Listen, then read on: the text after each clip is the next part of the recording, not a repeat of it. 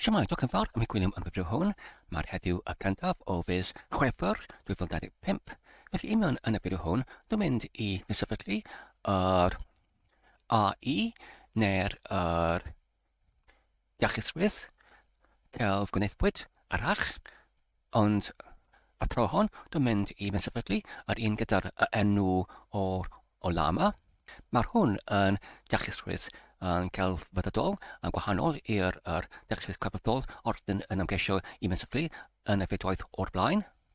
Oherwydd bod roedd yr rhain o'r blaen yn cysylltig gyda'r ddisefydliad o'r iachusrwydd celfyddydol sy'n gallu cynyddio y llun o ddiwas y testyn gyda'r Ollama fan yma, a mae'n ar gyfer yr rhedeg o'r modelau neu'r rhagdewlau o'r iachusrwydd celfyddydol ar gyfer yr modelau gyda'r iaith enfawr. Felly mae'r rhain yn ei seledig gyda'r cymell, ac wedyn mae'n derbyn enghraifft y gofyn o'r defnyddiwr, ac wedyn mae'n ateb y gofyn yn y ffurf o'r testyn, yn y trachnag yn y ffurf o'r cenedlaethau rhyw fath o llun o ddio'r testyn. Felly, pan ydyn yn defnyddio y term y Large Language Models neu'r rhagdelwyr iaith enfawr neu'r modelau iaith enfawr, felly mae'r term hwn yn cyfeirio at defnyddio'r hwn o'r iachusrwydd celfyddydol sydd yn seiliedig ar allbaniad o'r testyn. Ac maen nhw'n wedi cael eu hyfforddiannwyd i mewn yn yr rhesymu neu yn y rhesymig o'r defnyddio yr iaith fel yr atebion ar gyfer yr gofynion. Felly ar y pwynt hwn, dwi'n mynd i clicio ar y botwm fan yma ar yr wefan swyddogol ar gyfer ollama.com fel hwn. Ac wedyn dwi'n mynd i llachwyddo ar gyfer Windows fel hwn.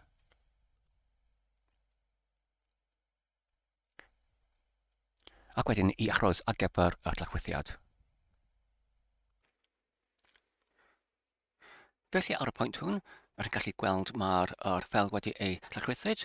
Roedd hynny yn cymryd bron ar, ond mae'r ffel hwn ddim yn fawr. Mae'n dim ond yn 763 o megabyteau, sydd yn weddol arferol. Mae'n llai nag 1 gigabyte, felly roedd yr peth eraill oedd yn digwydd ar rhyngrwyd pan ordyn yn llawrlwytho hwn.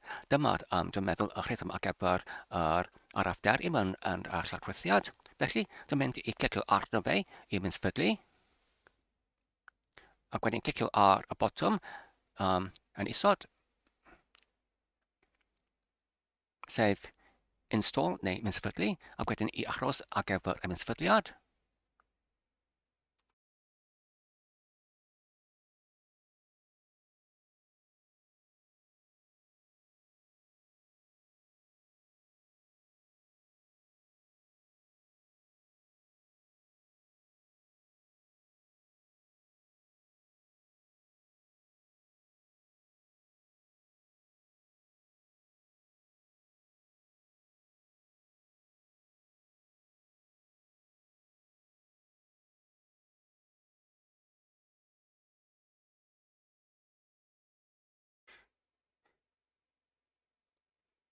Felly, ar ôl oddeutu 3 munud, roedd yr mysfydiad wedi gorffen, ac wedyn mae'r rhyngrwyneb ar gyfer y mysfydiad wedi diflannu. Felly, i wirio ydy yr Ollama wedi ei mysfydlu, mae'n rhaid i ni i mynd i'r cornel ar yr ochr dde yn isod fan yma, ac wedyn i clicio ar y manylion ar eicon fan yma wedi ei gorchudwyd fan yma, ac felly fan yma mae gyda ni yr eicon ar gyfer Ollama, ac wedyn os ydyn clicio arno fe, mae gyda ni yr dau dewisiad i edrych ar yr cofnodau neu i ymadael wrth Ollama. Felly mae'r rhain yn wrthgau, mae'r Ollama wedi ei mysfydlu, i mewn yn y cyfrifiadur hwn, ond i wirio ydy Ollama yn gweithio yn gywir, felly ar yn angenrhaid i ni i dechrau y terfynach newydd. Felly fan yma, dyma'r terfynach newydd. Felly ar yna gallu rhedeg y gorchymyn Ollama, ac wedyn na mynd fersiwn i arddangos dillangad o'r Ollama, ac wedyn ar yn gallu hefyd rhedeg yr gorchymyn gyda'r diwylliad na mynd help neu cymorth, sydd yn arddangos diwylliadau ar yn gallu rhedeg gyda'r Ollama hwn. Felly mae'r rhain yn arthcau mae'r Ollama wedi ei mysfydlyd yn llwydiannus ar y cyfrifiadur hwn. Felly, os ydych chi'n eisiau i defnyddio dyletswydd cyfredol, mae'n angenrhaid i ni yn gyntaf i mysfydlu rhongadeb ar gyfer y defnyddiwr i holiadu yr dyletswydd cyfredol, sef yr meddalwedd ar y tu flaen sydd yn caniatáu yr defnyddiwr i mewn osod yr gofyniadau ar gyfer y dyletswydd cyfredol, ac wedyn mae gyda ni yr haen lle mae'r meddalwedd yn gallu holiadu neu'r yn cyfathrebu gyda'r model neu rhagdelw ar yr cefn ar ochr cefn. Felly mae'r Ollama dim ond yr meddalwedd hon sydd yn galluogi cyfathrebu oddi wrth y rhongeb ar ochr blaen gyda'r ochr cefn, ond os ydych chi'n eisiau i dod o hyd o'r atabion oddi wrth y dyletswydd cyfredol, mae angenrhaid i ni i llawrytho ac i mysfydlu yr modelau neu'r rhagdelwau hefyd. Ar gyfer y rhain, mae angenrhaid i ni i dachwelyd i'r wefan ar gyfer Ollama. Felly yn ar yn ôl ar y wefan o Ollama.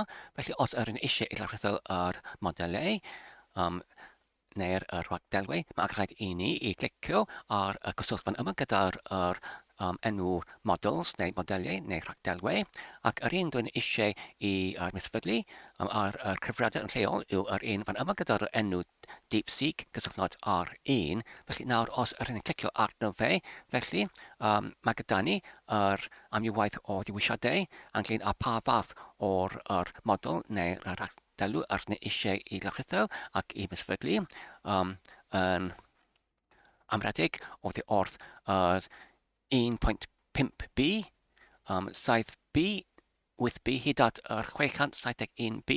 Felly, beth ydy'r arthicad o'r factorion b? Mae'r hwn yn gyrchlu gair biliwn. Felly, gyda'r un sydd yn 671b, mae'r hwn yn cynnwys yr 671 o biliynau o'r parametrau sydd yn hynod o diachlus, ond yn cymharol, yr un gyda'r 1.5b, mae'r hwn dim ond yn cynnwys yr 1.5 o biliynau o parametrau sydd yn llawer llai yn deallus.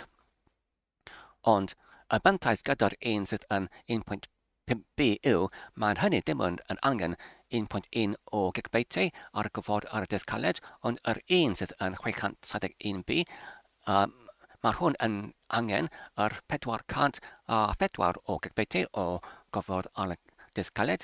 Felly,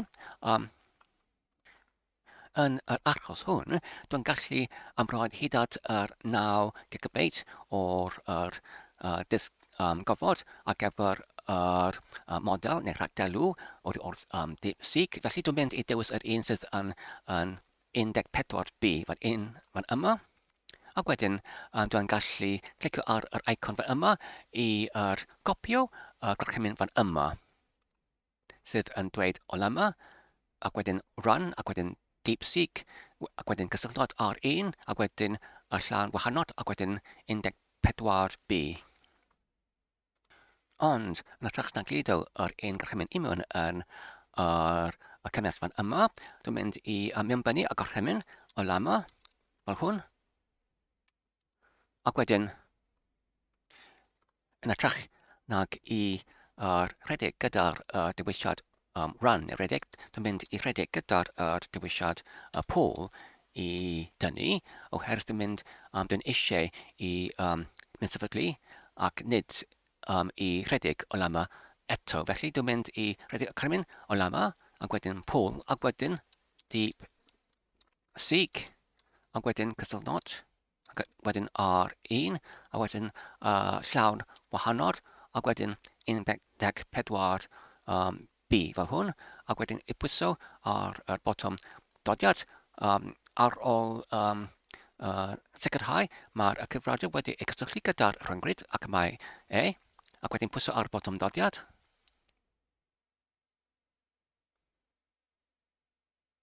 Ond yn hytrach gen hynny, os dwi'n yn gyntaf yn creu pregell ar gyfer Ollama, fel hwn, ac wedyn unwaith yna fe, mae'n gallu creu pregell ar gyfer yr 14B, ac wedyn unwaith yna fe, dwi'n gallu rhedeg yr un gorchymyn fel o blaen, sef Ollama, ac wedyn pool, ac wedyn DeepSeek, gysylltnod R1, llawn wahanol, ac wedyn 14B, fan yma, ac wedyn pwyso ar y botwm dodiad. Fel hwn.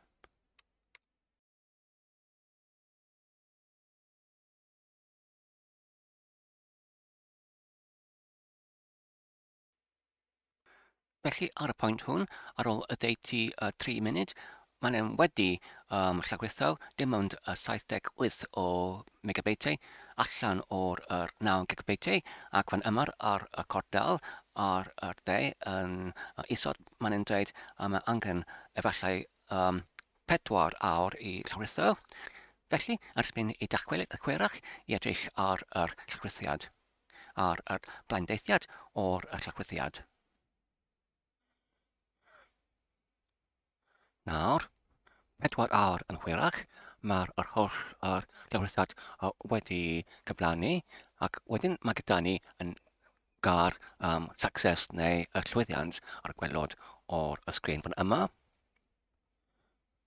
Felly nawr fan yma, os yr un rhestru cymwysiad o'r pregell cyfredol, sef yr pregell gyda'r enw 14B, dan y pregell Ollama, fel hwn. Felly, does dim unrhyw ffeil sydd yn bodoli union yn y pregell fan yma. Felly, ble yn gwmws yw y ffeiliau ar gyfer yr model neu rhagdelw fan yma. Felly, os ydyn yn edrych union yn yr Windows Explorer neu'r arloeswr union yn Windows, felly, dan y pregell neu pregell gartref ar gyfer y defnyddiwr yn Windows, yr un fan yma, sef yn gyntaf yr disgaled lleol ec, a wedyn users, ac wedyn user, yr enw neu cyfrif o'r defnyddiwr, ac wedyn mae gyda ni pregell gyda'r enw .ollama, ac dan y fe mae gyda ni pregell gyda'r enw models fan yma, ac wedyn mae gyda ni pregell gyda'r enw blobs fan yma, ac fan yma mae gyda ni y ffeiliau, ac mae'r un fan yma sydd yn bron 9 gigabyte yn ein maint. Ac wedyn hefyd mae gyda ni y pregell gyda'r enw manifests, ac hefyd fan yma mae gyda ni pregell gyda'r enw DeepSeek, gyda'r enw 14B neu 14B, sef y fath o'r model neu rhagdelw oddi wrth DeepSeek R1 wrth wedi ei llawrytho. Felly, dyma'r lleoliad o'r model neu rhagdelw ddim yn nawr wedi ei llawrytho. Wedyn nawr, os ydyn yn rhedeg y gorchymyn Ollama list fel hwn, felly nawr mae'n dangos mae'r 14B oedd wrth yr DeepSeek R1 wedi ei llawrytho. 49 munud yn ôl. Felly nawr, yr yn gallu rhedeg y gorchymyn, sef yr Ollama, run neu rhedeg DeepSeek gysylltnod R1, llawn wahanol, 14B fel hwn.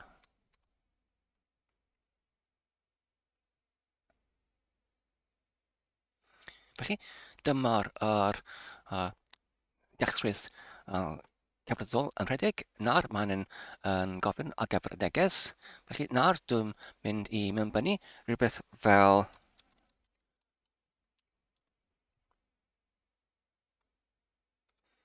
hwn, sef i ofyn yr DeepSeek R1 i genedlaethio yr rhaglen ysgrifennu'r un yn y rhaglenni Python sydd yn arddangos dyddiad ac hefyd yr amser gyfredol i mewn yn y ffyrdaeth yn gyntaf y blwyddyn, ac wedyn yr rhif o'r mis, ac wedyn y dyddiad, ac wedyn yr amser. Felly, dwi'n meddwl efallai mae angen i ni mewn sort yr dyddiad ac hefyd yr amser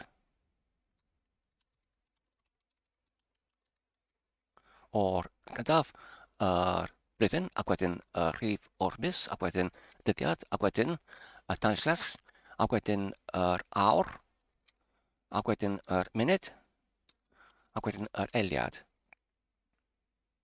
Ac wedyn dwi'n mynd i pwyso ar y botwm dyddiad.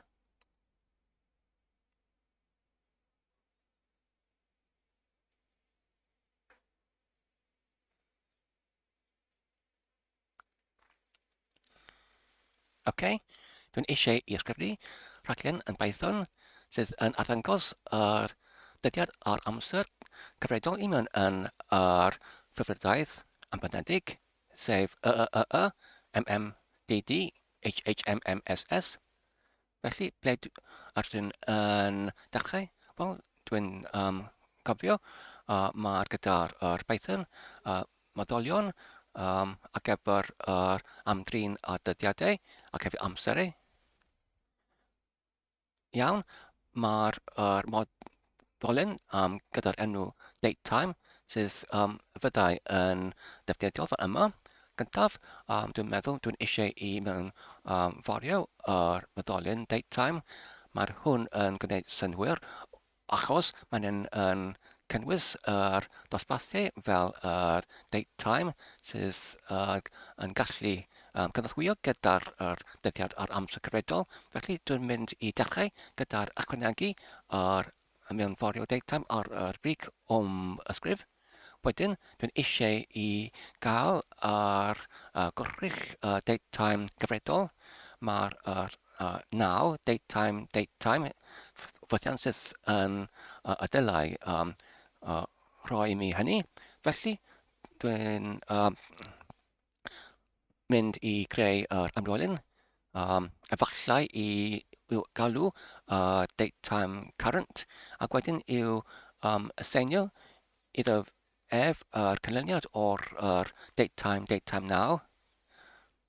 Y ffordd hynny, mae gyda mi yr dyddiad ac hefyd yr amser wedi ei achubwyd neu arbedwyd.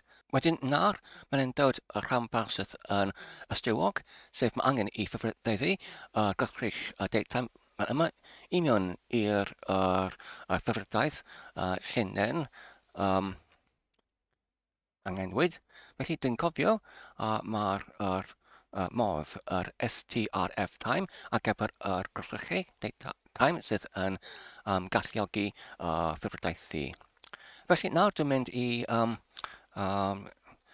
adael neu ganiatau yr DeepSeek hwn i barhau i genedlaethio yr rhaglen ysgrifennu'r un yn iaith rhaglenni Python ac i achos ar gyfer i orffen.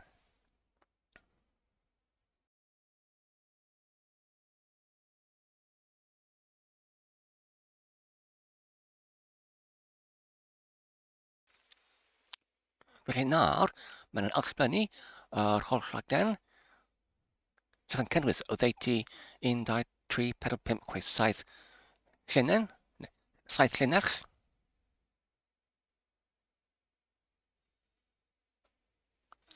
Ond hefyd, ar cyfamser, mae'r holl gyfrifiadur wedi arafu yn hollol i lar. Felly mae hwn yn archau am y gymaint o'r adnoddau y mae'r dealltrydd cyfredol yn defnyddio ar gyfrifiadur hwn oddi wrth y cof.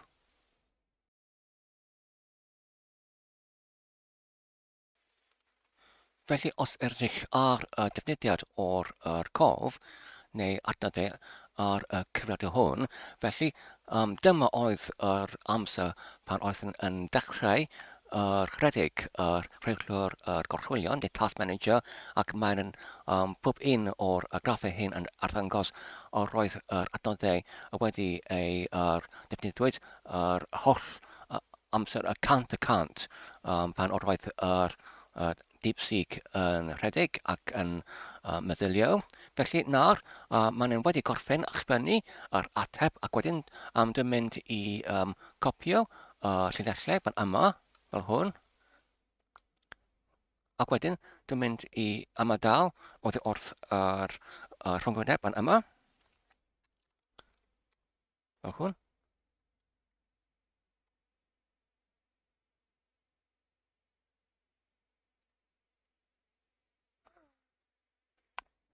Neu os dwi'n dechrau yr defnydd newydd.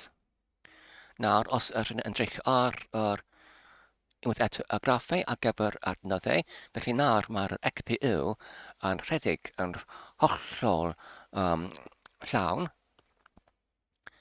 100%, ac mae'r cyfrifiadur hefyd arafu i lar.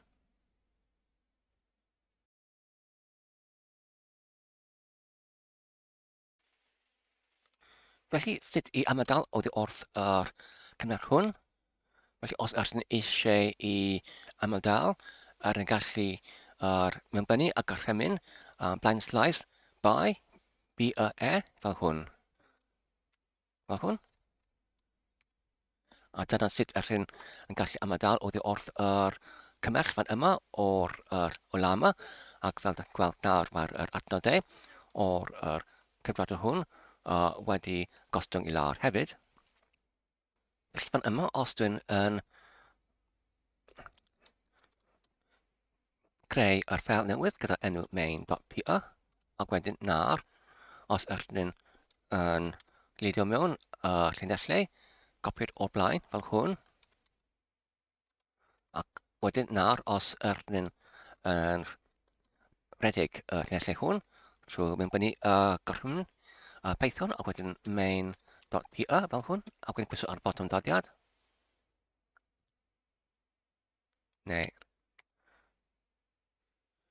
Felly mae'r traffic o'r backtick neu'r old dig fan yma'r was safonol i arthacau mae'r blocyn fan yma'r blocyn o cor taddiad. Felly nawr, os ydw yn ei delay oddi wrth yr ffeil fan yma, fel hwn, ac wedyn yn agib, ac wedyn yn alredig yr un gorchymyn fan y blaen, sef hwn fan yma. Felly mae'r bopeth nawr yn rhedeg yn hollol berffaith.